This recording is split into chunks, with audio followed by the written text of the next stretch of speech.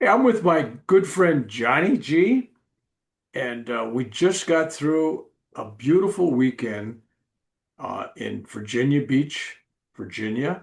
And for those who aren't familiar with that, that's the place that Edgar Casey, America's sleeping prophet, did all his work. And they have a library there and everything. It's a very new age energy healing place to start off with. So it was a good place to meet up. Now, Johnny lives up in Pennsylvania, and he came down with a friend of ours, and he was attended my whole weekend, my workshops and my talks and sermons and everything else. And he had something unique happen in the process of this, and I'm gonna have him explain it to it because this is basically about when you accept natural healings that you're in charge of it. And when you accept that, and then you start to realize that there is energy coming from others that can aid that and help that, and you buy into that and you believe it and you open your own heart, things happen. And we're going to talk about that. And then second thing we're going to talk about is what caused his current health issue, going almost blind. And there's a warning out there to others. So we want to kind of go there. So, Johnny, here's Johnny. Yeah, so thanks, Reverend Bill. It was a beautiful weekend that has left a lasting impact. Um, I guess to tell the story of what has happened to me over the last 10 months, it was back in late October. I'm a Kriyaban, and Yogananda is my guru, and I'm part of a spiritual community at a place called the Assisi Institute in Rochester, New York. And there they have a mix of Kriya Yoga. They have the gurus, and then mystic Christianity. So my teacher Isha Das is there, and it's about a 4.5 hour drive from my house. So around this time, late October, I was getting ready to sit down and do my Kriya one night, and I started with the rosary. I do that sometimes. It seems to like supercharge my Kriya. And as I was praying the rosary on a set of rosary beads that, I had had for a few days, and I'd had them in my hand before. As I was praying, they started to smell like myrrh. I have this thing with myrrh, so I know the smell. And it got real strong. Like every decade got stronger. I know we're not supposed to talk about spiritual experiences, but I feel like this is important to the story, so I will. The smell floated out of this room, which is upstairs, and went throughout the house. It filled the downstairs where my wife was. So she came up to inspect. She's used to kind of weird things happening in the house, although I'm sure she doesn't really know what to make of them. So she said, "What is that smell?" And I said, "It's myrrh, I think, and it's coming from these beads."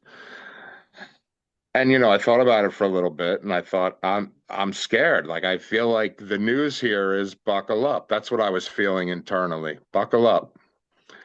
The good part about it was that, I also felt like there was a message in it basically saying you'll be supported.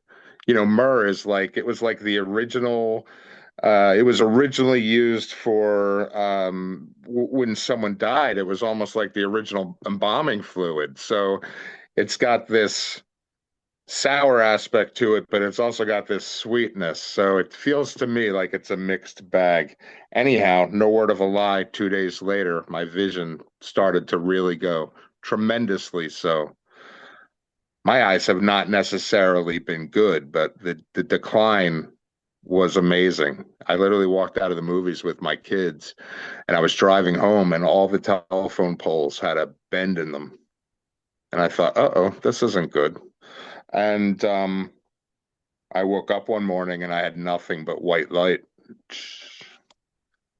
And then a few minutes later, the eyesight came back. So I did go to a doctor and a an eye doctor. I'm diabetic, so I went to a special eye doctor. Hadn't been to the eye doctor in about 17, 18 years. So she looked at me, she did some tests, and she said, you're going blind. And I said, two questions, Doc. How soon and can I turn it around? And she said, imminently, days, weeks, months. She said, can you turn it around? Maybe. She didn't really give me much information. She said, eat some salmon, have lots of leafy greens, come back in a month. So I came back in a month. Oh, and she, her other thing was go on one of those weight loss shots. So I didn't say anything. I was already on them. I didn't say anything. So I came back a month later after really changing my diet, and I was working with a guy out in California who was a natural health guy, and came back and she looked at my eyes again and she said, "Well, there's less bleeding." Because what happens in the eyes is that when you're diabetic and you have something called diabetic retinopathy, the sugar in your blood starts to coagulate and it hardens in the vessels of the eyes, which are very thin, and then they explode and they leak blood into your eye. And if you get enough of that, you go blind. So she said the bleeding in your eyes looks like it's nearly stopped. So that's good. But she said, I see this inflammation and it's underneath your pupils, which what we didn't know at that time was that too was blood. She says it looks like it's lifting the pupils off of your eyes. She said, you're going to have, or lifting the retinas off your eyes. She said, you're going to have detached retinas. And she said they might already be detaching. I left that appointment. I didn't go back. I just, again, I felt like God was going to heal me. So smartly or stupidly, I didn't go to the doctor for the next 3 months. And then I was going to go up to my spiritual home. They were having a retreat in Rochester, and the day or two before I was going to leave, uh, this right eye just did a crazy thing. It was like an acid trip. It's hard to explain, but all of a sudden I had all these wavy lines. I had floaters. I had all kinds of craziness. And I went to the hospital. They looked at it because I said to my wife, I think my retina just is starting to come off. And they looked at it and they said, no, your retina's still attached, but we don't know what's going on here. You should see an eye doctor this week. And of course, they wanted me to come in like 2 or 3 days, and I was headed to Rochester, and it was a really important retreat. I just said to God, like, if you want me to be there, you're going to find a way to get me there. I had an easy ride there, went through the retreat, but I was there for 5 or 6 days. Almost every morning I woke up, no eyesight in the right eye. It was scary. It was really scary. And I got to the point where I was thinking, well, I'm going to just drive home and go to the hospital when this is over, go straight to the hospital. Around that same week, I started doing energy work with somebody in that community who would take me through some therapy, you know, regular therapy, and then would do some energy work. And so, her principles were, um, you have to learn to love yourself. You have to start to feel the things that you push down, and you got to feel that and work through it. And you got to forgive yourself, and you have to have gratitude. So, of course, Sounds familiar. yeah, sounds real familiar. It's everything we did this weekend. So when I got there this weekend, I thought, oh, I know this. Um, but eventually, after that retreat, I ended up going to a different retinologist I went to, and they did tests, and they said, oh yeah, that's all blood pooling behind your eyes. And it's like taking your car after a terrible car wreck and going to the mechanic and saying, what can you do about this? Like, the doctor looked at it and she's like, I could tell she was annoyed at me. She's like, what do you want me to do for you? So they gave me shots in the eyes, which I hate the doctors. No one likes probably to go to the doctors, but I'm not a fan at all. And it's funny, I think being a Kriya, sometimes the things that you fear you end up getting so that you can get over it. And so every month I go and get shots in the eyes, and they're different for everyone. For me, they're very painful. And lately, the last few months, when I get them, I lose eyesight. It literally is like somebody unplugging a TV and it just going fuzzy. Um, like taking the cable off the back of the television. It's scary, and each time it's been going longer. So like the last time I got a shot, it was like 10 minutes of no vision. So you're sitting there going, is this going to come back? Am I going to be able to see? Have I screwed up my eyes trying to fix my eyes? Um, so I knew you were coming to the East Coast. We had talked about maybe you coming out this way to the East Coast about a year ago. And then when I heard that you were coming out, my friend Todd and I said we got to go see him. And the last bunch of months I've been like, this will be important. This is part of my journey. So it's nice to have a friend that will pick you up and take you places. And so he did that. And I'll just say, like, my eyesight on Friday on the drive up, it was pretty bad because I'm nearing the time to get another shot. The eyesight will get better and then it will recede. So I always know when it's shot time because it gets worse. So, when we walked in on Saturday, you made the statement that, whatever size vessel we bring, you'll fill. You'll help to fill it. And you were very clear that, you are not doing the healing, that it's coming from God, and that we're doing the healing, the God in us. But, that we're working together. And so you said if you bring a thimble, we can fill that. If you bring a cup, we can fill that. If you bring the ocean, we can pour that into you. And I was gonna be the ocean. But I'll tell you, when I sat down, and the other thing that struck me too is when you went to put your hands on me, you said, "Look at me, look at my eyes," and then you said you were healed before you got in the car to come here. Like it's kind of like, your faith in it has already started to do the work.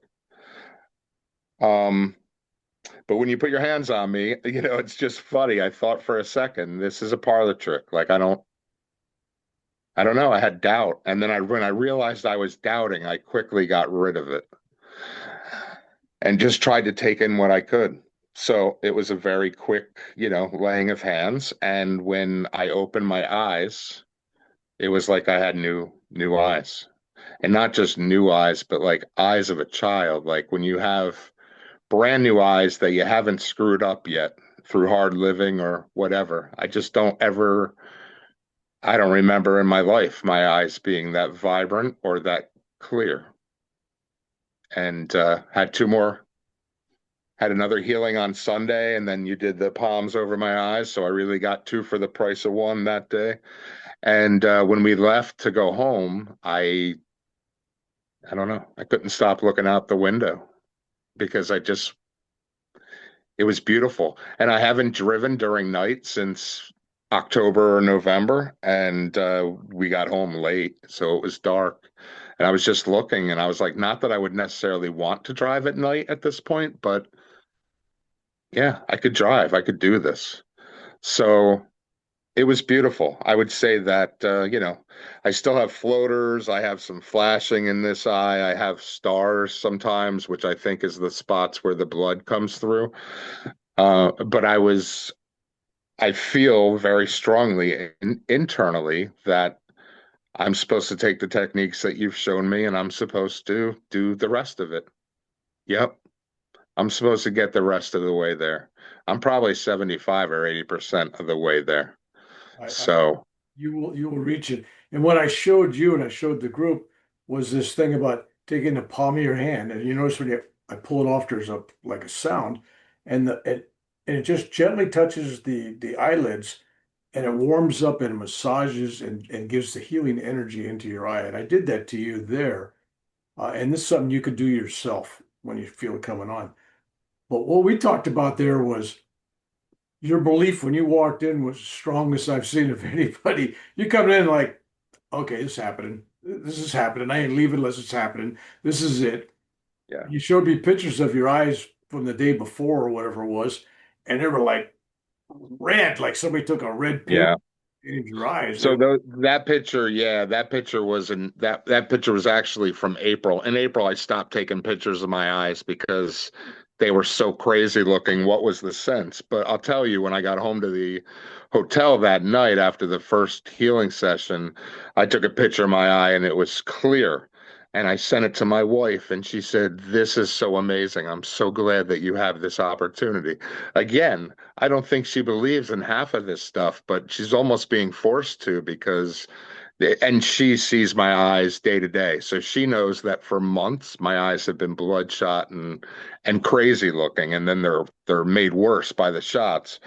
But they haven't looked like this, not even since before I I don't know, before November, October. Yeah. wow. All right, let me throw something out. Okay, that's part of the story we wanted to capture. For those who have been coming to my workshop, there are similar stories to this worldwide. Every workshop I've given, and I decided, you know what? If somebody's willing to talk about it, let's talk about it because what you went through helps the next person. Because a lot of people you believe, but there's that small party that goes, well, like you said, is this a parlor game or is this a positive thinking game or is this a what's the word I'm looking for? Placebo. It's none of the above. It truly is you, Johnny, in your case, buying into the energy. All I did was recharge your batteries, but it was always you in control. It was your belief in what I'm doing. It's your belief in the healing. You were in control. Yeah. So now let's talk Well, about let's talk if I about could just say, can I yeah, say one thing? yeah. Sorry, it's your show. I don't want to overtalk you. But one thing you said the first day, which really hit me, you said a lot of people don't believe in miracles. I'm just asking you to believe in love. That really hit me. And I'll tell you, for as amazing as this miracle is, that's not the miracle. Like the eyes are not the miracle. They may get better, they may fall back. I don't know. The miracle is what happens right in here when you start going, oh, yeah, I need to live from this space with love all the time in every interaction. I need to give that to me, that's the hardest part. But I'll just say, like, to me, that's the miracle. That's the change. This is super beneficial and was absolutely what I was going for when we made the trek, but this is the miracle. So sorry, whatever to ask what you were going to ask. No, that's beautiful. You got my message. Um, now there was another let that miracle kind of seep into people. There was a secondary message I thought we should talk about what caused this because a lot of people out there are taking the drugs for diabetes and other diseases, and they said, oh, if you take these drugs, you can lose weight. And so all these doctors have been prescribing these drugs, and you see advertisements for several brands, but they don't really tell you that oh my gosh, this can lead to blindness as a side effect. How'd you discover that? So that first eye doctor that I went to when I left, and she said, and talk to your doctor about getting on one of those semi-glutide drugs like Ozempic or Mounjaro. I was already on one. I wasn't going to talk to her about it, but then I went to work a couple days later, and when I got to work the one morning, I was like upset. I was in tears because I was seeing how much my vision had changed and how I couldn't read license plates and cars, just a tractor trailer, 50 yards up, I could barely see it. It was scary. So I went in, and one of my colleagues who I work with, I was explaining to her what was going on. And she said, oh, my brother's gone through the same thing and he's been out of work for 6 months and he's in real bad shape and they don't know if they can restore his vision. And she said, you're not on one of those shots, are you? And she told me the shot that her brother was on. And I said, that's what I'm on. And she said, oh, John, you better do the research because there's class action lawsuits against those companies for people losing eyesight. And then I started watching the commercials, and they say if you experience sudden vision loss, talk to your doctor immediately. So I read a little bit on the internet. I saw that there was a bunch of people doing this, that there was class action lawsuits coming together, and I just stopped cold turkey. It was interesting because when my doctor put me on the shot, I didn't want to go on it. And there was I'm no not a real big, warning. Like it wasn't like, no, there was none. Mm-mm. Nope. And I didn't want to take the shot. And she said, listen, as long as as long as we don't increase the dose too fast, you'll be fine. The smaller doses, there's no known side effects. But like my personality type, like if I'm going to be a bear, I'm going to be a grizzly. There's no halfway. I want to go all the way. So I started seeing, I was having success with it. I was losing weight. I was not hungry. I was no longer a slave to feeling like I was hungry all the time. And so I just kept, I was losing weight. I kept pushing up the dose. I kept telling the doctor, let's go higher. Or I'm plateauing, let's go higher. So pretty soon I'm at the highest dose and I'm just staying there. And then, yeah, the research shows that for some people might be helpful, but for others, I've told my friends that are on it, be real careful because when your eyesight starts to go, it's too late already and, because it's instant. and here's the deal. We haven't had these drugs out there, but short period of time. What's the long-term 5, 10 years of using these on your liver, on your pancreas, on your brain, on your heart, any other tissues we Yeah. don't know? Well, and there's pancreas cancer warnings, so it leads me to believe that they know something. Yes, there's a potential. Johnny, thank you for sharing this. And since you've been to my events, just for a plug for me, uh, would you recommend somebody going? Oh yeah, absolutely. And you're the real deal because in this tradition often we do things by donation only. So for this healing, what would someone pay to be able to see their kids' faces? Sitting across from my kids, I couldn't see their eyes anymore. It was like a blur. Now I'm seeing clearly. So, what would you pay for that? And here you are, and you say, just a donation, help get me back. You're not looking to make $1 million out of it. More importantly is, most important is the message.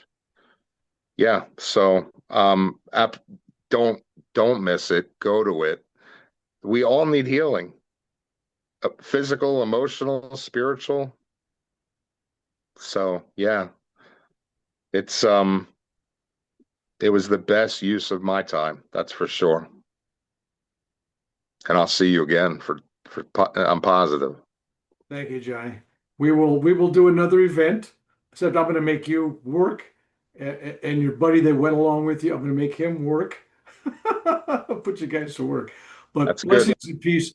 Thank you for sharing the story. I thought it was important for people's faith in what we're doing, meaning we are doing. It's not a Reverend Bill is doing. As I tell at all my events, it's always about the greater self, us. It's us healing us as a group.